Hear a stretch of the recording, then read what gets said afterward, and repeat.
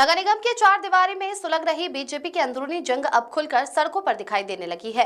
पार्षदों और महापौर के बीच चल रहा टकराव अब केवल राजनीतिक बयानबाजी तक सीमित नहीं रहा, बल्कि जनता के आक्रोश और नारेबाजी में तब्दील हो गया है। बंटी पांडे, अमित पांडे और बंटी पांडे ये लोग सब मिल करके भूमाफिया से इस जमीन को बेचना चाहते हैं।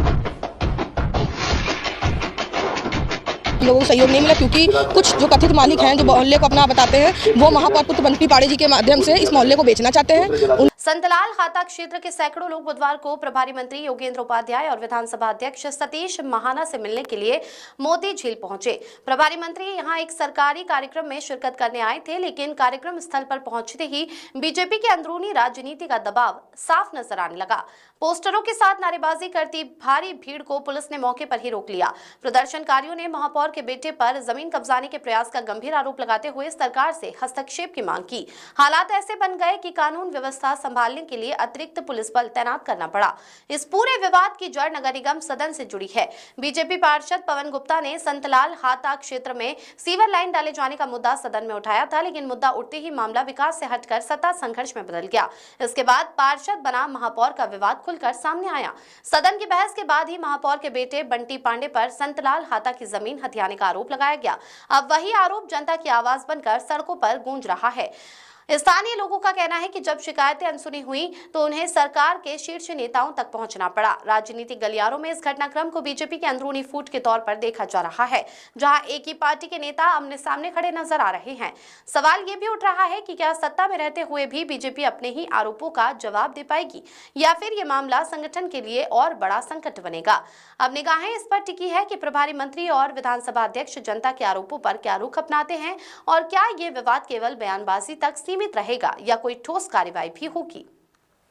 हमारी संतलाल की बस्ती में आज तक शौचालय की व्यवस्थाएं नहीं हो पाई है। 3500 व्यक्तियों में केवल 4 शौचालय हैं, जिससे हम लोगों को बहुत सारी समस्याओं का सामना करना पड़ रहा है।